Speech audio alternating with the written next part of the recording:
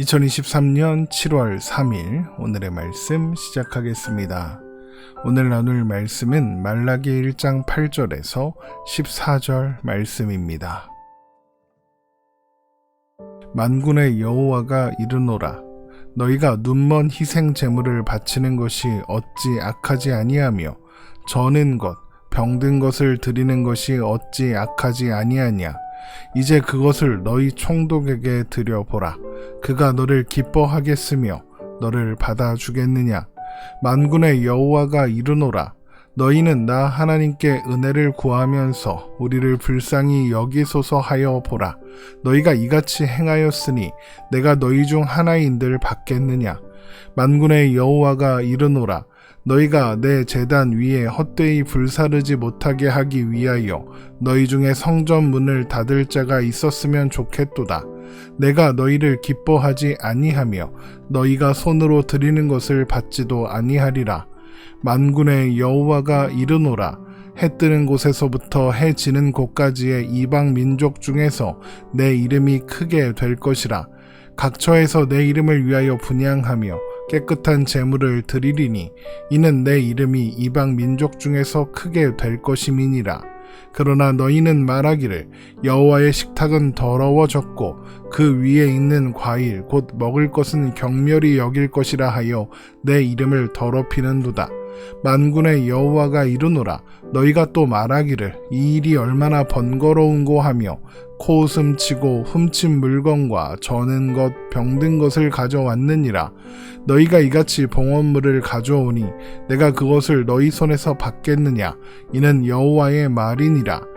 짐승떼 가운데에 수컷이 있거늘 그 서원하는 일에 흠 있는 것으로 속여 내게 드리는 자는 저주를 받으리니 나는 큰 임금이요 내 이름은 이방 민족 중에서 두려워하는 것이 됨이니라. 만군의 여호와의 말이니라. 아멘. 하나님은 아버지로서 또 주인으로서 이스라엘 백성들을 대하셨습니다. 그러나 그들은 하나님을 아버지로 또 주인으로 대하지 않고 귀찮은 존재로 여겼습니다. 그래서 그들은 하나님의 은혜를 기억하게 하시기 위해서 허락하신 하나님의 식탁에 더러운 떡을 올림으로써 하나님의 이름을 멸시하고 하나님을 멸시했습니다. 그들의 이런 태도는 하나님께 드리는 제사에서도 드러났습니다. 하나님은 흠이 있는 것으로 하나님께 드리지 말라고 그것은 기쁘게 받으심이 되지 못한다고 말씀하셨지만 제사장들은 흠 있는 것으로 희생제물을 드렸습니다. 이것은 하나님을 인간 총독만큼도 존중하지도 않는다 이런 뜻이 아니겠습니까? 말라기 1장 8절입니다.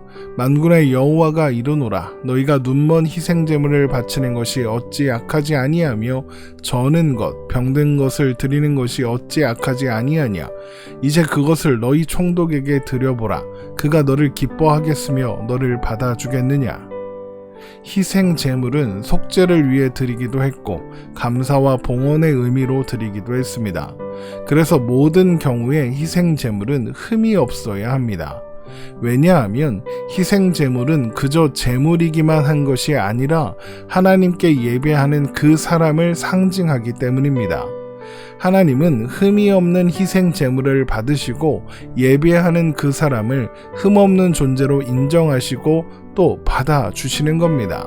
그렇기 때문에 흠이 있는 것으로 희생제물을 드린다는 것은 하나님이 자신의 예배를 받으시거나 말거나 관심이 없다 이런 것이고 그것은 곧 하나님을 예배할 마음이 없다는 뜻이 되는 겁니다. 그래서 제사장들은 예배자가 가져온 제물에 흠이 있는지 꼼꼼하게 확인해야 합니다. 그런데 아예 제사장들이 나서서 흠 있는 희생 제물을 드리는 겁니다. 왜 그들이 이런 일을 하는 거겠습니까? 여러 가지 이유가 떠오르지만 그 중에서도 가장 결정적인 이유는 그것이 제사장들에게 이익이 되었기 때문입니다. 보통 희생 제물은 예배자가 직접 준비해서 가져오는데 흠이 있는 제물을 가져오면 제사장은 제사를 거부해야 합니다. 자, 그러면 그 예배자는 왜 흠이 있는 제물을 가져왔겠습니까? 흠 없는 짐승은 비싸고 흠 있는 짐승은 싸니까요. 그런데 제사장이 흠이 있다고 제물을 거절합니다. 그러면 그 사람은 약간의 뇌물을 제사장에게 건네는 겁니다. 그것이 흠 없는 제물을 드리는 것보다 이득이니까요. 그러면 제사장은 그 뇌물을 받고 흠 있는 제물을 아무렇지 않게 희생 제물로 드리는 겁니다. 이런 식으로 제사장이 이익을 챙기는 겁니다. 제사장이 이익을 챙기는 방법은 또 있습니다. 거리가 멀어서 제물을 가져오기 어려우면 제사장에게 와서 제물을 사서 드릴 수도 있습니다. 이때 흠 없는 제물에 해당하는 값을 받아놓고 흠 있는 것을 드린다면 어떻게 될까요? 많은 이익이 남을 겁니다. 그러니까 이런 식으로 제사장들은 흠 있는 제물을 하나님께 드리면서 개인적인 이득을 취하고 있는 것이죠. 그야말로 총체적인 난국이라 하겠습니다. 하나님께 예배를 드린다면서 하나님의 은혜를 구하고 도우심을 구한다면서 정작 예배를 위해 드리는 희생 제물은 자신들의 이익을 위해 하나님께서 기쁘게 받으시지 않는다는 흠 있는 것으로 드리고 있으니까요. 하나님께서 그런 그들의 예배를 받으실 수가 있겠습니까? 당연히 없겠죠. 말라기 1장 9절입니다. 만군의 여호와가 이르노라 너희는 나 하나님께 은혜를 구하면서 우리를 불쌍히 여기소서 하여 보라. 너희가 이같이 행하였으니 내가 너희 중 하나인들 받겠느냐. 그래서 하나님은 차라리 성전 문을 닫아버렸으면 좋겠다고, 그럴 거면 예배 드리지 말라고 이렇게 말씀하십니다. 말라기 1장 10절입니다. 만군의 여호와가 이르노라 너희가 내 제단 위에 헛되이 불사르지 못하게 하기 위하여 너희 중에 성전문을 닫을 자가 있었으면 좋겠도다.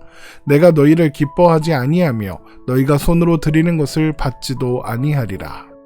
이렇게 하나님을 예배하고 하나님과 함께 하여야 할 하나님의 백성들이 하나님께 드리는 예배를 소홀히 여기고 있는 것입니다. 차라리 하나님을 모르는 이방 민족들 가운데 하나님께서 하나님의 이름을 나타내시면 그들이 오히려 하나님께 제대로 된 분향과 제물을 드릴 겁니다. 말라기 1장 11절입니다. 만군의 여호와가 이르노라 해 뜨는 곳에서부터 해 지는 곳까지의 이방 민족 중에서 내 이름이 크게 될 것이라. 각처에서 내 이름을 위하여 분향하며 깨끗한 제물을 드리리니 이는 내 이름이 이방 민족 중에서 크게 될 것임이니라.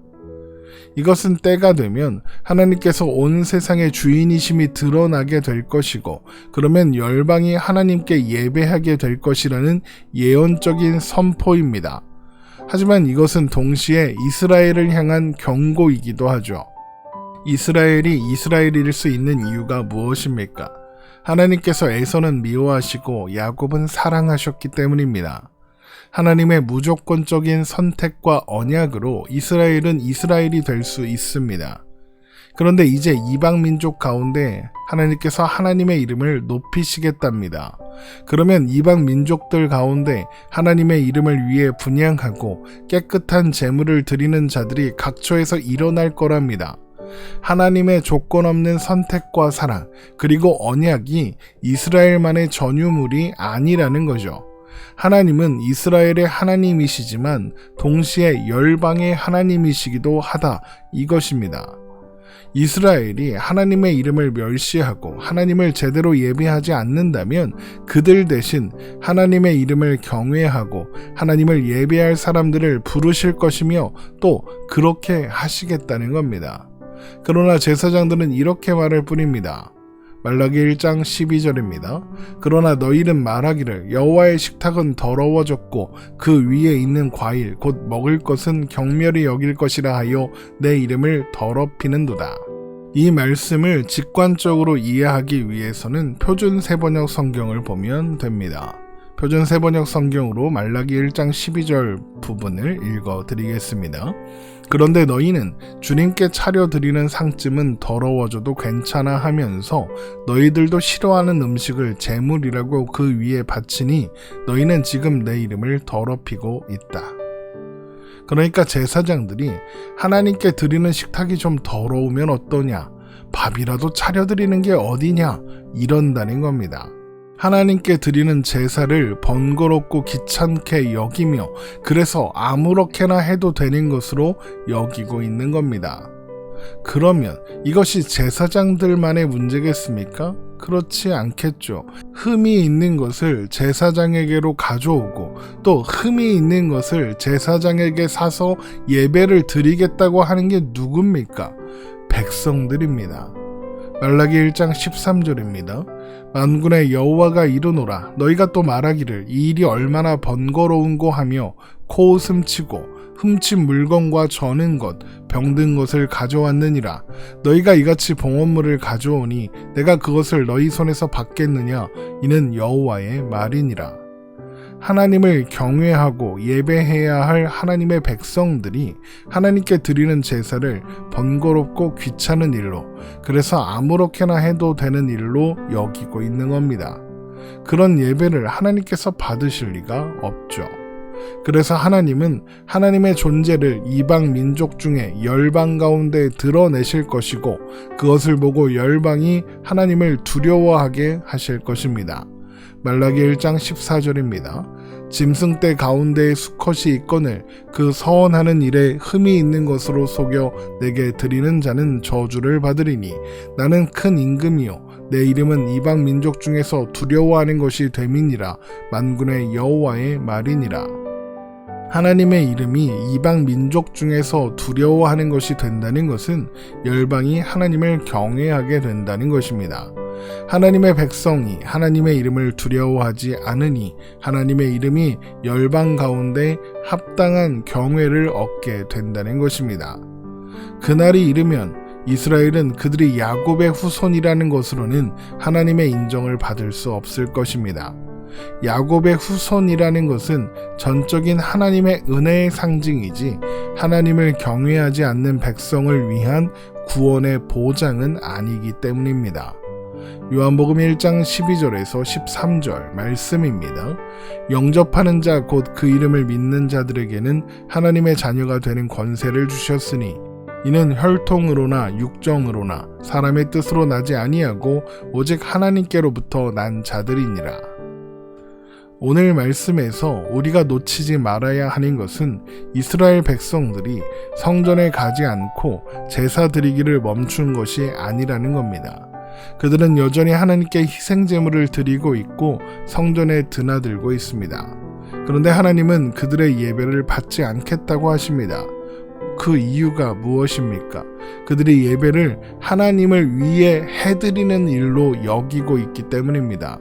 그래서 형식이야 어쨌든 태도야 어쨌든 예배를 드리고 있으니 하나님이 받으셔야 한다고 생각하고 있는 것입니다. 예배는 마지못해 드리는 부모님 용돈 같은 게 아닙니다.